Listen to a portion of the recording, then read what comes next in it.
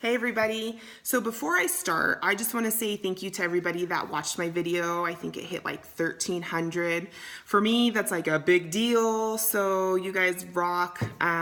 Those of you that actually shared my video, you guys are even like more awesomer.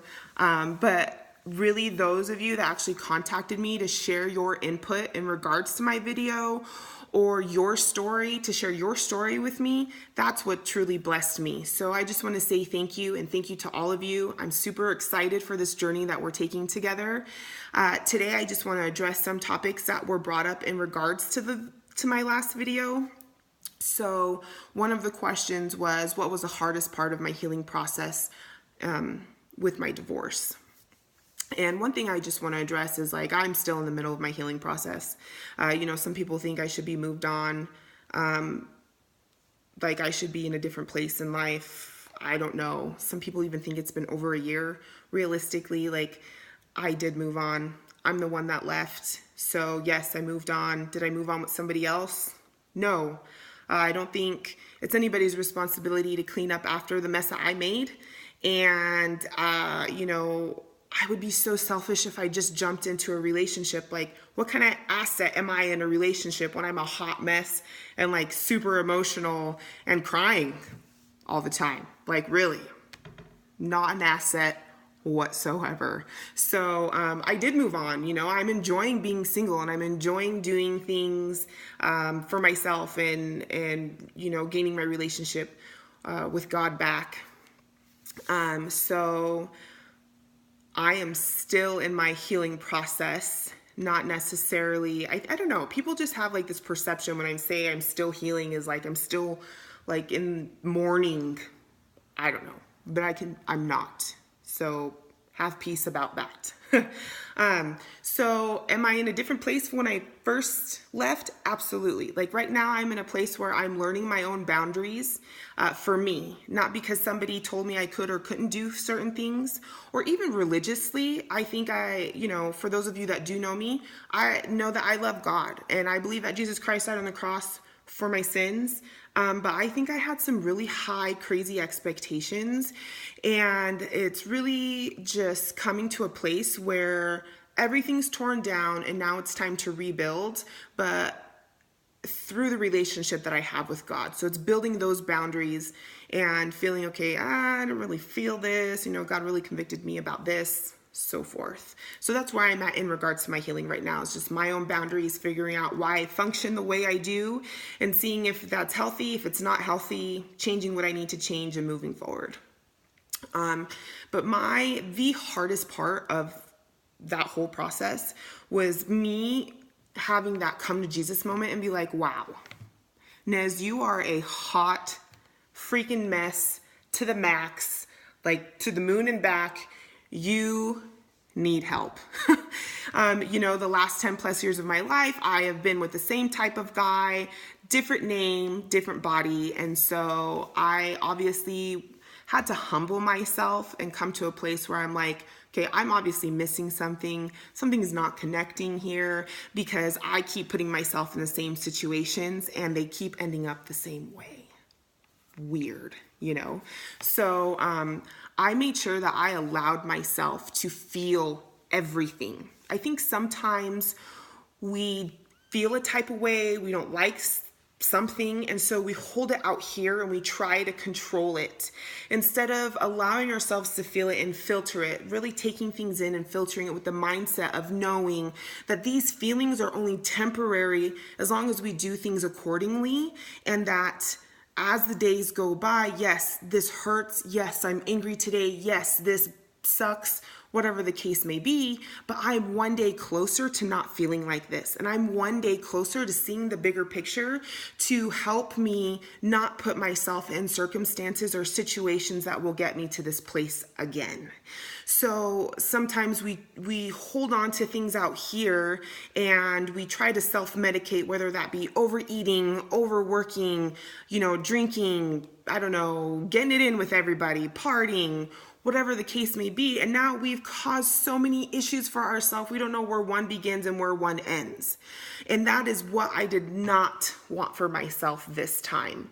So I made it a point, okay, God, like I'm going to pray, I'm going to read my Bible, I'm going to just do the best that I know how to, and you're going to have to do the rest type deal. Because, yeah, um, it was a lot of ups and downs, definitely bittersweet. If you do research, a lot of places show that a divorce is a lot like dealing with a death, which I feel that's totally accurate, because not only are you mourning that you're no longer with this person, but you are mourning the person that you used to be with them. So you're having to rediscover you as an individual. You're having to rediscover how you deal with all these emotions, like so many things at once. There was days like when I first left, I was like relieved, like, oh, I could be Nez again. He can be him. I can be me. Like, we don't have to worry about these expectations that we have for each other anymore. And it was such a huge relief. But then there was the reality of those days where I would wake up and my heart would just be heavy.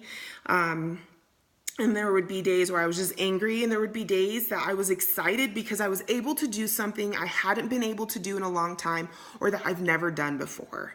So it's really just being self-aware and holding yourself to a standard that no matter how you feel, you're going to try your hardest with the help of God to make the best decisions that you can, regardless of how you're feeling. So it's making those decisions based off of what you know and where you know you're at in life in that moment, and not based off of emotion. Hopefully that makes sense. But I would wake up and be like, wow, today I just kind of want to run everybody over. So I'm going to have to like go to work, let everybody know I'm in this mood, and just try my hardest just to do the best that I could, and really just kind of pray, okay, God, like this is where I'm at. You know where I'm at.